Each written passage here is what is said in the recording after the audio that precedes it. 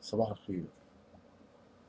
خرج علينا اليوم شخص بمقطع فيديو. ده أول مقطع أشوف الحقيقة، ممكن أعير بعض الالتفات، اللي هو الشخص اسمه أحمد حمدي، اللي هو بقى يعني بيقول إن هو سيضع مقاطع على اليوتيوب للرد عليا وعلى افتراءاتي على الإسلام والسنة والقرآن وإلى آخر هذا الكلام. على العموم هي خطوة جيدة، يعني إن هو حد منهم يقف قدام كاميرا ويقول هذا الكلام ويواجه فيس تو فيس كده، شيء جيد في حد ذاته يعني. فأحييه أحييه. بالنسبة للشكل العام للأمر، طبعا هذا الشخص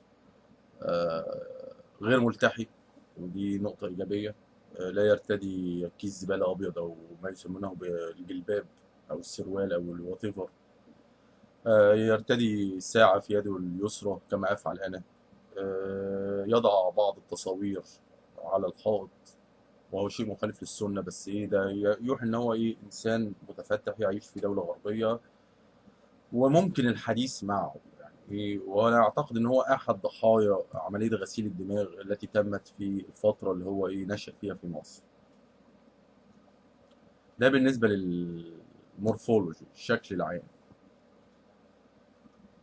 نخش بقى في المحتوى، او اللي هو يعني النقاط اللي هو ذكرها هي نقاط غير مرتبه، لكن نحاول نجمع. طبعا هو برضو الامر، مثلا احنا فاكرين في الشخصيه اللي هي بتاعت الواد بتاع بص ماشي بص ماشي بص ده يعني مش هو مش حاجه زي كده. فده ممكن التعامل معاه بقليل من الاحترام واخذه على محمل الجد نوعا ما. المحتوى الحقيقه برضو لسه لا يرقى للمستوى المطلوب، وساذكر اسبابي. اول حاجه هو اللي مضايقه قوي الشتيمه، وان انا لساني قذر ولا يغفر. هو نفسه بيشتم، بس هو بقى بيشتم باستخدام دينه. يعني هو يقول لك فمثله كمثل الكلب، يا اغبى خلق الله. انت الجزمه احسن منك، كمثل الحمار يحمل اسفارا. طب يا عمي احنا هنشتم ولا مش هنشتم؟ ما هو هنشتم، انت عارف رد الفعل بيكون شكله فبعدين يتهم الاخرين بان هم ولاد الادب. ما هو انتوا جبتوا لنفسكم. يعني انتوا لو انتوا محترمين ما كانش حد تطاول عليكم، ان انتوا مش محترمين. هي دي القضيه. فخلاص يعني ما بقول زي ما قلت قبل كده، فكره الاحترام المجاني انتهت. مفيش حاجه اسمها احترام مجاني. حتى يحترمك الاخرين لازم انت تكون محترم وتحترم نفسك اول. ده برضو بالنسبه للمحتوى ما قاله. برضو في نقاط تانية. مثلا يقول لك هو ليه بيعمل كده عليا انا؟ يعني يقصدني انا. هو بيستهوي اصحاب النفوس الضعيفه والناس تبتدي تفكر. طب انا فعلا، هل يضيرك ان الناس تبتدي تفكر؟ هل ده شيء خطأ ان الناس تبتدي تراجع عقائدها وما تؤمن به كل مدة، يعني تميز الخبيث من الطيب؟ اي حد هيبتدي يفكر يبقى هو من اصحاب النفوس الضعيفة؟ لا، لان في كثيرين لديهم شكوك، وكثيرين يعلموا ان ما يؤمنون به في كثير من العوار وكثير من نقاط الضعف، والشك يقتلهم. وانا بقول له انت مش لوحدك هذا الامر. هناك اخرين تخلصوا من هذه المعتقدات وبيعيشوا بحريه، وانا من حقي ان اقول هذا. ده ما لا يضير احد في شيء، ده من حقي تماما. سأل سؤال الحقيقه يدل برضه على يعني عشان كده بقول الامر ستيل لا يرقى الى مستوى ان هو حوار جاد. بيقول لك لما يعني كلام يقول لك لما تحصل لك مصيبه او تعيا بتروح فين؟ لما تحصل لي مصيبه او تعيا بروح المستشفى. يعني مش عارف ليه صعب إجابة هذا السؤال، كما لو كان السؤال ده معقد جدا. لما بتحصل لك يعني أنا عييت وهدعي ربنا، ما بيعملش حاجة. إلهك ما بيعملش حاجة لأنه ببساطة مش موجود، إنما أروح المستشفى هيديك علاج. يعني المستشفى أحسن من إلهك، فأنا أضيع وقت ليه مع إلهك والمستشفى موجود؟ ببساطة شديدة يعني. ما حاول إنك أنت تسأل السؤال اللي تسأله، اقعد أنت فكر فيه شوية واقعد رد عليه، هتلاقي الرد أسهل من إنك أنت تطرحه في مناظرة أو حوار. آه تانية نقطة تانية بيقول لك لا تجبر أحد أن يلحد. يعني أنا لا أعلم مخالفة للعقل والمنطق أكثر من هذا حقيقة يعني. هل انا اجبرت حد انه يلحد؟ هل انا حطيت مسدس في حد، في دماغ حد قلت له لازم تلحد؟ هل انا قلت ان هو اللي ما مش ملحد لازم نقتله مثلا، كما ما هو الموضوع في الاسلام، اللي يرتد عن الاسلام يقتل حد الرده؟ يعني في اين عنصر الاجبار اللي انا بعمله، اللي انت بتتحدث عنه؟ فاين هو الاجبار؟ شاور لي على الاجبار اللي انا عملته. انا بتكلم بالاسلوب اللي يعجبني، اشتم اقل ادبي بتاع، بس انا لم اجبر. الاجبار ده شيء اخر. انا لم اجبر احد. معروف تماما من يجبر الاخرين، معروف. مش، لا بالتاكيد مش انا. برضه واحد النقاط اللي اثرها بيقول لك ايه فادك بايه قطع تمزيق القران او قطع تقطيع القران؟ دي بقى نقطه ايه برضه لازم ايه نلقي الضوء عليها. اولا، تمزيق القران او اي كتاب اخر ما دمت امتلك هذا الكتاب هو حق اصيل لي. لا، مش من المفترض ان حد يتدخل فيه. بدل يعني امتى تتكلم؟ لما يكون القران ده ملكك وانا مزقته. لا، ده لان انا مش عشان انا مزقت القران، عشان انا مزقت شيء انت تمتلكه، ده مش من حقي. انما ما دام انت تمتلكه من حقي اعمل اللي انا عايزه، ده لازم حق. انا واريد ان اسالك هل تقر بي او لا؟ حقي ان انا امزق ما امتلكه ومن ضمنهم القران. انا مجنون وعايز امزق القران، انت مالك؟ ملكي، ما سرقتوش منك، ما خدتوش غصب عنه، ده ملكي انا. امزقه واولع فيه، اعبده، وات ايفر. ده شيء حق اصيل ويجب قبل اي كلام ان تعترف به. ندخل بقى بايه في الفوائد العمليه من تمزيق القران.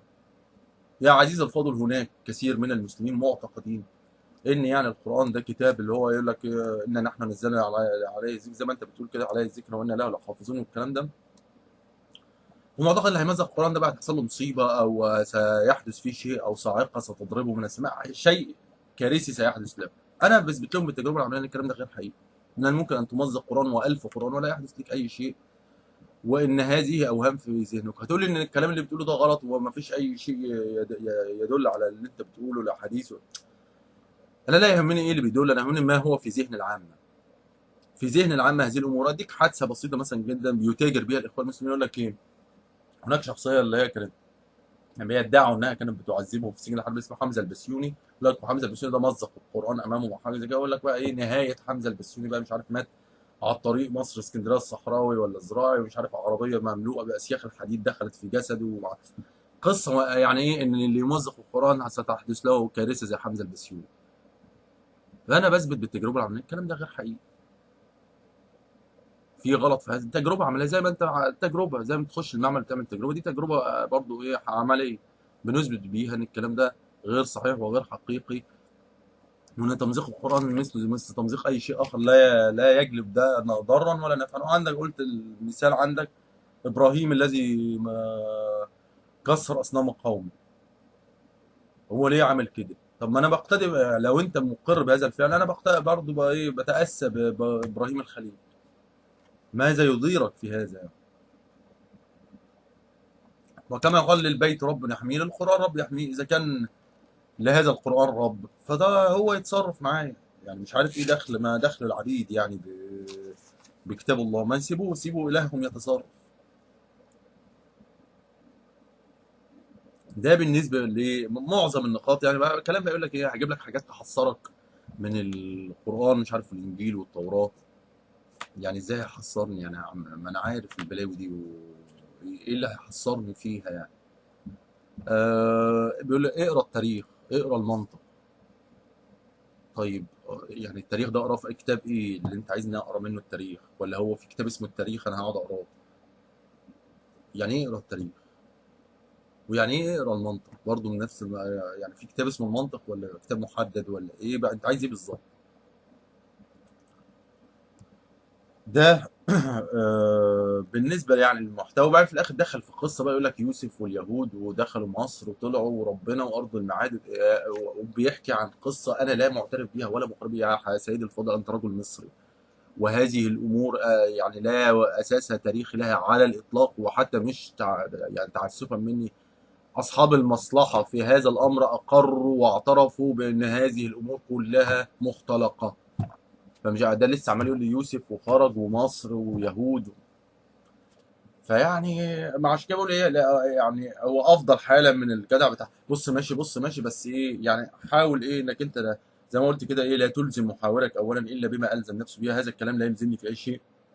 إذا أردت أن تدلل على شيء معين دلل عليه بدليل تاريخي. وبعدين لست أنا أول من قال بهذا، طه حسين قالها ضمنيا، يعني ما معناها ضمنيا في السابق، وكثيرين قالوها. فيعني مش لم آتي بشيء لم يأتي به الأوائل، يعني لا، يعني شيء معترف به ومعروف وسط العلماء والمثقفين. بس طبعا لأن على رأسهم زاهي حواس هذا اللي بيتكلم بلسانين، عندما يتكلم للصحافة الغربية بيقول نفس ما أقوله حرفيا، لكن لما يجي يتكلم بقى بالعربي لا يمكن أن يذكر هذا خوفا من الهمج والرعاع، ويقول لك زي حواس كافر وينكر ما في القرآن وينكر. فمش انا مش ما جبتش شيء جديد يعني، بس هو اللي عايز تلوم، لوم المجتمع المتخلف اللي بيحجر على آراء الآخرين ومعتقداتهم. ده بالنسبة لمحتوى ما قالوا في مقطعه. قبل بقى يعني إذا كنت ناوي يعني وهبت نفسك لهذا الأمر وعايز إنك أنت تتصدى لمواجهة الإلحاد وكل هذا الكلام الكبير اللي أنت عمال تقوله، بس برضه في البداية نحب نعرف يعني أول سؤالين بسيطين. ما هو موقفك؟ طبعا يبدو لي الأمر إنك أنت مسلم سني، فما هو أولا موقفك من نظرية التطور؟ ده شيء أحب إن أنا أعرفه، أو إذا أردت أن يعني وهذا الموقف مبني على إيه؟ يعني هل أنت عالم أو لا عندك علم بهذه النظرية، ولا مجرد أقاويل وأقاصيص سمعتها؟ أريد أن أعرف يعني إيه حدود علمك بهذا الأمر وموقفك منها. ده أول نقطة. تاني نقطة، من هم شيوخك؟ يعني من هم الشيوخ المعتبرين لديك؟ ما هو أهل السنة والجماعة دول يعني على ألف فرقة، وكله برضه بيكفر ويبدع ويفسق والقصة اللي احنا عارفينها. فمن هم شيوخك من الأقدمين والمحدثين؟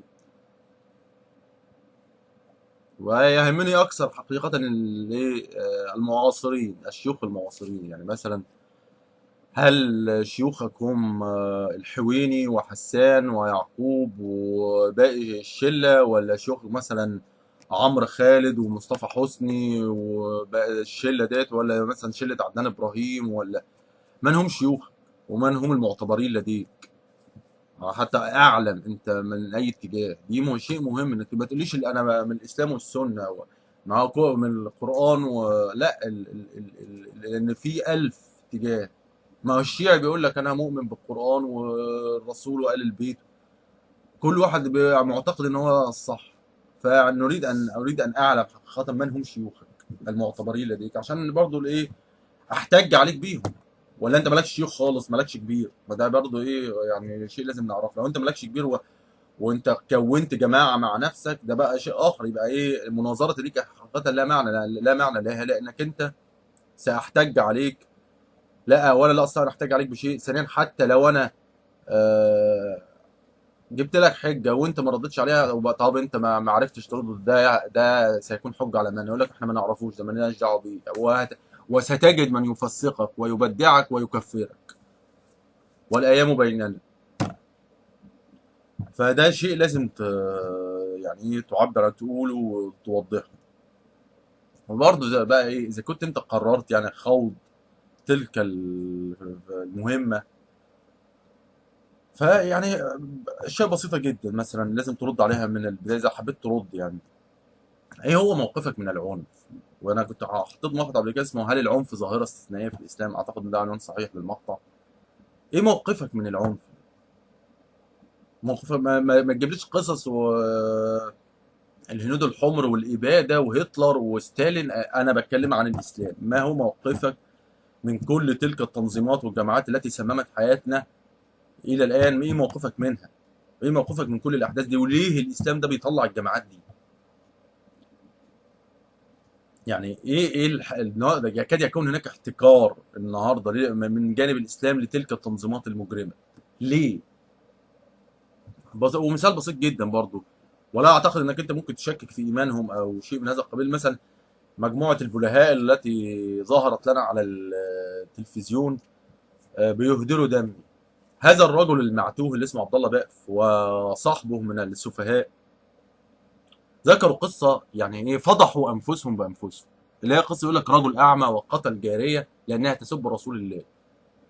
فرسول الله وقف بقى ايه بيقول لهم مين يعني من قتل تلك الجاريه استحلفكم والى اخره. فهذا الرجل وقف وتخطى الرقاب الى ان وصل الى رسول الله وقال له انا قتلتها لان انا ايه وجدتها تسبك. فبقى رسول الله بقى ايه الرحمه والانسان قال له ايه دمها هدر او هي هدر. والمعتوه اللي اسمه عبد الله بقف يقول لك مذكوره في سنن ابي داوود ما اعرفش وات ايفر، مش بيج ديل يعني. هؤلاء ادانوا انفسهم بدون ان يدروا، ادانوا دينهم.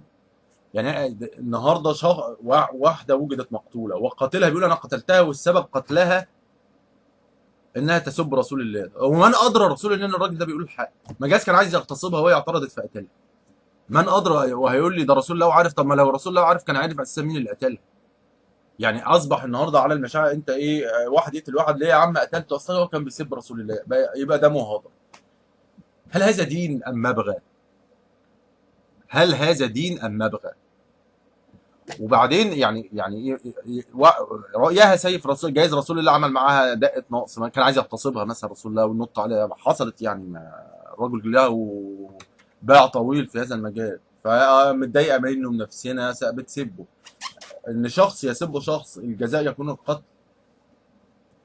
يعني هل ده هذا دين ام تنظيم اجرامي؟ اريد ان برضو ايه اجابه يعني على هذه التساؤلات. هؤلاء مجموعه البلهاء اللي بيسموا نفسهم شيوخ ذكروا تلك القصه على نات انه انا اريد ان المسلم المعتاد اللي بيسمع يشوف الدين اللي هو بيؤمن بيه، يتفرج مش من بق انا يقول لك ده انسان ملحد وكاره الاسلام، لا من بق الشيوخ. ما تؤمن به هو عباره عن تنظيم مافياوي اجرامي، هي دي الحقيقه.